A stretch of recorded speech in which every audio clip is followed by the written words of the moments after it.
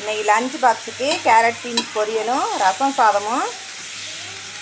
இதில் வந்து கேரட்டும் பீன்ஸும் சின்ன சின்னதாக நறுக்கி ஒரு விசில் வச்சுருக்கோம் குக்கரில். கடுகு, உளுந்தம்பருப்பு, கருவேப்பிலை, பச்சை மிளகா எல்லாம் போட்டு தாளிச்சிட்டு வெங்காயம் போட்டு நல்லா வதக்கிட்டு இந்த அவிச்சு வச்சுருக்க கேரட் பீன்ஸையும் போட்டு நல்லா கிளறிட்டு பாருங்கள், பருப்பு தனியாக வேக வச்சுருக்கோம். இதை எடுத்து இதில் போட்டு தேங்காய் பூ போட்டு இறக்குனோம்னா கேரட்டு பீன்ஸ் பொரியல் ரெடி.